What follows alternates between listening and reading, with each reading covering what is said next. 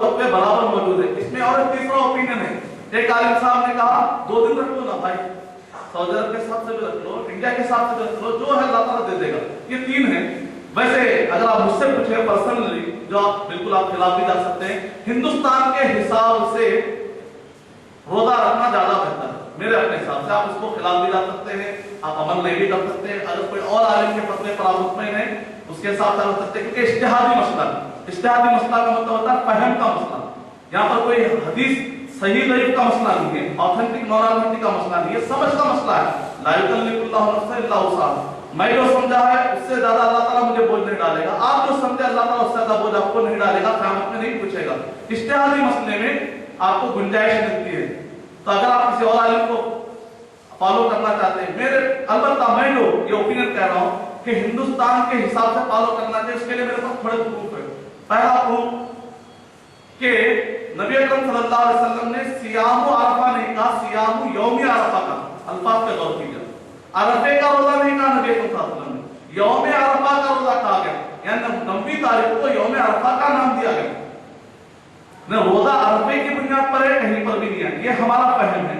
सियामु अरफा word दिया, सियामु यौम अरफा, यानी यौम अरफा। मिसाल के तौर पे अगर कोई 8 तारीख को जाके अरफा में ठहरेगा तो क्या उसका अरफा हो जाएगा? 9 तारीख को ठहरेगा तो अरफा होगा, 8 तारीख को ठहरेगा तो अरफा होगा? नहीं होगा। 7 तारीख को रमजान में जाके कोई अरफा में ठहरेगा तो क्या उसका अरफा हो जाएगा? नहीं होगा। इसका मतलब क्या कि 9 तारीख की है, यानी मतलब है कि जब 9 आएगी तो अरफा के हाजी ठहरेंगे, 9 आएगी तो हिंदुस्तान का रोजेदार रोजा रखेगा। तिस अतम में नहीं आती हदीस शरीफ में आता, तिसआ का वर्ड भी आया है, तिसअन का वर्ड भी आया है, सियाम यौम अरफा वर्ड आया, यौम अरफा वर्ड आया। और एक दलील आप कहेंगे नहीं भाई यौम अरफा तो आया ना, अरफा वर्ड आ गया ना, बहरहाल आ गया अब तब क्या कहेंगे? फिर और एक दलील, नबी अकरम सल्लल्लाहु अलैहि वसल्लम ने 11, 12, 13 ये 3 जो दिन है, कुर्बानी का जो दिन होता है 10वीं तारीख, ठीक है, कुर्बानी का 11, 12, 13, नबी अकरम सल्लल्लाहु अलैहि वसल्लम ने इसको यौमुल कर कहा, यौमुल कर कहा उसने। नबी अकरम सल्लल्लाहु अलैहि वसल्लम ने इन दिनों का आपने यौमुल कर कहा। यौमुल कर का मतलब होता है हाजी, ये भी देखिए जैसे अरफा का दिन वहां पर है, हाजी के हिसाब से नाम रखा गया। यौमुल कर कहते हैं अरबी जुबान में ठहर जाना, क्योंकि हाजी 11, 12, 13 को मिना में ठहर जाते हैं, प्रवेश करते हैं, वहां पर रहते हैं।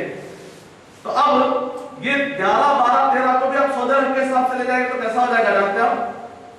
7, 11, 12, 13, 10 पूरा ऑर्डर चल, पूरा कैलेंडर ऑर्डर समझ में। हम यौमुन नहर कह रहे हैं, 10वीं तारीख को यौमुन नहर कह रहे हैं। तो जो लोग ये कहते हैं कि अरफा रोजा वहां के हिसाब से रखते हैं, कैलेंडर में का एक दिन सऊदी अरब में चल जा रहा, फिर बाकी पूरे दिन यहाँ रह जा रहे, नया कैलेंडर के हिस्से भी नहीं निकला आज तक। सबक में से ऐसा कहीं पर भी कैलेंडर नहीं बताया गया, हालांकि उस जमाने में भी ममलकतें फैली हुई थी, कहीं पर भी ऐसा नहीं बताया गया। और इसी तरीके से मान लीजिए कि अगर कोई यौम अरफा का रोजा कहते हैं अरफा में हाजिर ठहरते हैं, जब पूरी दुनिया में रोजा रखेंगे, अमेरिका वाले क्या करें? अमेरिका में तो रात हो रही है, जब हाजी अरफा से निकल जाते हैं मगरिब में, तब वो लोगों के पास सहरी का टाइम है। तो अगर आप अरफा के हिसाब से देखेंगे, नहीं बाद लोग कहते हैं नहीं अरफा में रात की भी गुंजाइश है, वो मजबूरों के लिए शरई एतबार से कोई आदमी जानबूझ के मजबूरी की हालत में नहीं सकता, असल टाइम तो दिन का ही टाइम है, ये तो बहलाने की बात है। तो यौमुल कर हो, यौम अरफा हो, ये सारे दलाइल हमें बता रहे हैं। अगर मैं हिंदुस्तान के हिसाब से रोजा रखूंगा, जो मुझसे मुत्तफिक है रख सकते हैं, इसके लिए जो उलमाए किराम के ओपिनियन है। अगर कोई दूसरे ओपिनियन पे जाना चाहता है उसको गुंजाइश है, इसमें इख्तिलाफ का कोई मसला नहीं। उम्मीद का पैदा होगा। अब हम कुछ सवाल खवातीन की जानिब से हैं।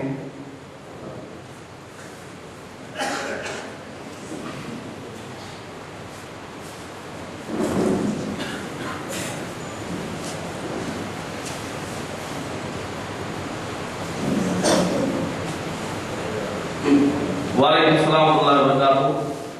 पहला सवाल, हुजूर सल्लल्लाहु अलैहि वसल्लम, हुजूर जो वर्ड है ये वर्ड इस्तेमाल नहीं करना चाहिए। हुजूर का मतलब है हाजिर। नबी अकरम सल्लल्लाहु अलैहि वसल्लम हर जगह हाजिर जो अकीदा रखते हैं, हर जगह हाजिर नहीं है। मिसाल के तौर पर अगर नबी अकरम सल्लल्लाहु अलैहि वसल्म हर जगह हाजिर होते तो फिर इमाम साहब को मस्जिद में नमाज में आगे बढ़ाना जायज नहीं होता। नबी के होते हुए आप इमाम कर सकते, नबी के होते हुए इमामत कर सकते, इससे अफजल मौजूद है। सारे मस्जिदों में इमाम साहब की जगह निकाल के पूरे ठहर जाना, नबी नमाज पढ़ा। ان کے حاضر ہے کرا تو بہرحال حاضر ہر جگہ حاضر ہے کہہ کر عقیدہ حضور یہ ورڈ استعمال نہیں کرنا چاہیے. حضور صلی اللہ علیہ وسلم یعنی محمد صلی اللہ علیہ وسلم کے نام پر قربانی کرنا جائز ہے یا بات نہیں. بھائی نام نہیں لینا, محمد نام لینا گستاخی ہوتی. لا الہ الا اللہ حضور رسول اللہ محمد رسول. قرآن میں کا سورہ ہے سورہ محمد رسول اللہ. ارے نہیں حضور رسول اللہ آیت بدل دیں گے تو کوئی گستاخی ہوتی تو قرآن میں پہلے بتایا جاتا. ہم اپنے سینس سے نہیں جیتے, اللہ اس کے رسول صلی اللہ علیہ وسلم کے بتائے طریقے کے مطابق, نبی اور صحابہ کے طریقے کے مطابق جیتے. محمد صلی اللہ علیہ وسلم کے نام پر قربانی کرنا جائز ہے یا ناجائز ہے؟ ناجائز ہے. کیوں؟ اس لیے کہ دلیل نہیں. ہم مسلمان کوئی بھی کام کریں گے عبادت کا معنی ہے غلامی میں اپنے حساب سے نہیں کر سکتا. غلامی سامنے والا آقا جو کہے گا اس کے حساب سے میں کروں گا, اس کو کہتے ہیں غلامی. عبادت محض خالص غلامی, میں اپنے حساب سے ارے میں آج جو ہے بہت ہٹا کٹا محسوس کر رہا ہوں کہہ کر ایک رکعت میں 4 رکوع 5 رکوع نہیں کر سکتا. ارے نہیں طاقت ہے میرے پاس, 1 رکوع کیوں کروں, 4-5 رکوع کروں گا, جائز نہیں. اسی لیے کہتے ہیں جو چیز ہے اتنا ہی فالو کرنا پڑے گا. خالص عبادتوں میں غلامی کا مطلب ہے کہ فالو کریں, نہ کہ اپنی طرف سے نئی چیزیں نکال کے اس کو فالو کریں. اللہ تعالیٰ کیا کرے سورہ ہدیٰ نمبر 49 کے آیت نمبر 1 میں یا ایھا الذین آمنوا لا تقدموا بین یدی اللہ ورسولہ, اے وہ لوگوں جو ایمان لائے اللہ اس کے رسول صلی اللہ علیہ وسلم کے آگے مت بڑھو. تو نبی اکرم صلی اللہ علیہ وسلم کے نام پر قربانی دینے کی دلیل موجود نہیں ہے. کسی شخص نے اگر قربانی کے لیے گائے خریدا ہو پھر اس نے اس گائے کو واپس کر دیا تو اس کے بدلے میں وہ 2 بکریوں کو خرید کیا, اس طرح کر سکتے ہیں. بعض لوگ کہتے ہیں کہ قربانی کا جانور واپس نہیں کرنا چاہیے. آپ نے جانور خریدا لیکن جب تک وہ ذبح نہیں ہوا ہے ابھی آپ کی نیت مکمل نہیں ہوئی. آپ کے پاس بھی آپشن موجود ہے. آپ نے ذبح کیا, آپ کو ذہن میں آپ کا بھی ارادہ پختہ نہیں ہوا, جب تک آپ بدل سکتے ہیں. جب آپ کا ارادہ پختہ ہو چکا ہے تو آپ ارادہ نہ بدلیں. اب وہ اللہ سبحانہ و تعالیٰ کس کا حوالہ.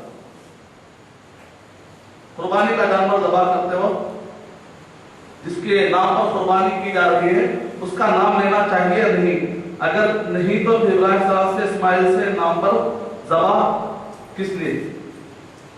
اگر نہیں تو ابراہیم علیہ السلام نے اسماعیل صلی اللہ علیہ وسلم کے نام پر ذبح کس لیے کیا پتا نہیں. یعنی کہ اگر آپ نبی اکرم صلی اللہ علیہ وسلم نے کیا فرمایا, یہ میرے امت کے ان لوگوں کی طرف سے جنہوں نے قربانی نہیں دی. آپ نے ہر ایک کا نام نہیں لیا, عبداللہ, ٹیپو, دنیا میں جتنے بھی نام ہیں سب کے آپ نے نام نہیں لیے. کہا میرے امت میں تھے وہ سارے لوگ جنہوں نے قربانی نہیں دی, ان سب کی طرف سے. اس کا مطلب نیت کافی ہے, نام لینا ضروری نہیں ہے. نام اے اللہ یہ میرے اور میرے گھر والوں کی طرف سے آپ نے کہا. گھر والوں میں ایک وقت پہ نبی اکرم صلی اللہ علیہ وسلم کی 9 بیویاں تھی, اہلیہ تھی, ازواج مطہرات تھی. ہر ایک کا آپ نے نام لیا, اس کی دلیل تھی. نیت کافی. اگر آپ نام لیتے ہیں اجازت ہے. اگر کاٹنے والے میں کا ٹائم ہے نام لے رہا ہو الحمدللہ کوئی مسئلہ نہیں. عبداللہ پورا گھر کا آپ شجرا پڑھ رہے ہیں, ٹائم ہے تو ٹھیک ہے, نہیں تو ضرورت نہیں ہے. نیت انما الاعمال بالنیات. عرفہ کے معنی ہے پہچان, پہچان کے معنی ہے عرفہ کے. یہ دراصل حاجی حضرات جو عرفہ کے میدان میں رکن ہے, حج کا رکن ہے, وہاں پر ٹھہرنا لازم ہے. 9ویں تاریخ کو اس کو کہتے ہیں. کیا مہر تھوڑا تھوڑا ادا کر سکتے ہیں یا ایک ہی وقت میں پورا ادا کرنا جائز ضروری ہے؟ مہر کے لیے یہ ضروری نہیں ہے کہ آپ فوراً ایک ہی مدت دے دے, بعد میں بھی دے سکتے ہیں. دلیل کیا ہے؟ صحیح بخاری والیوم نمبر 7 حدیث نمبر 58, حدیث نمبر 72, حدیث نمبر 78. امام بخاری رحمۃ اللہ علیہ نے 12 مقامات پر یہ حدیث شریف لائی ہے کہ نبی اکرم صلی اللہ علیہ وسلم نے کہا زوجتک بما معک من القرآن, جو تم قرآن مجید بعد میں یاد دلاؤ گے اس کے بدلے میں نے شادی کروا دی. شادی کروا رہے, کہا مہر بعد میں دے دینا, قرآن بعد میں یاد دلا دینا. یہ نہیں کہا پہلے قرآن یاد دلاؤ بعد میں شادی کرو, نہیں کہا گیا. شادی کر لو قرآن بعد میں یاد دلا دینا. اس کا مطلب بعد میں بھی مہر ادا کیا جا سکتا ہے. یعنی اسلام کہہ رہا ہے کہ شادی کے لیے اگر مہر رکاوٹ بن رہا ہو تو مہر کو بھی رکاوٹ بننے نہیں دینا چاہیے. لیکن بس قسمتی سے ہم مسلمانوں نے جہیز کو رکاوٹ کا ذریعہ بنا دیا. اللہ تعالیٰ ہم پر رحم فرمائے اور ہمیں اللہ تعالیٰ کی لعنت سے بچا دے. تو اب مہر کے اندر اگر آپ معاف کر دینا چاہتے ہیں تو وہ بھی جائز ہے. کہا کہ شوہر کو چاہیے کہ وہ بالکل کھلے دل سے مہر کا پیسہ کھا بھی سکتا ہے. ارے بیوی کا پیسہ کھا جاؤ گے چڑھانے کی ضرورت. فَكُلُوهُ مِنْهُ هَنِيئًا مَرِيئًا, اچھے طریقے سے کھا بھی سکتے ہیں, تھوڑا بھی دے سکتے ہیں, سب گنجائش ہے, الحمدللہ کوئی مسئلہ نہیں. امید کے بہن کا جواب دوں گا. सवाल भाई की जाने से। अस्सलाम वालेकुम रहमतुल्लाहि व बरकातुहू। मेरा नाम हाफिज मंसूर है और मैं मस्जिद रोना का इमाम हूँ। मेरा सवाल ये है कि जैसा कि अभी आपने बयान में कहा कि कोई शख्स जो कुर्बानी की नियत करता है चांद देखने के बाद अपने नाखूनों को बालों को ना काटे, क्या ये वाजिब है या मुस्तहब अमल? या फिर कोई आदमी अगर कुर्बानी का इरादा कर चुका है, जानवर भी लाया है, तो इन दिनों में नाखून काटने से, बाल काटने से क्या वो गुनाहगार होगा?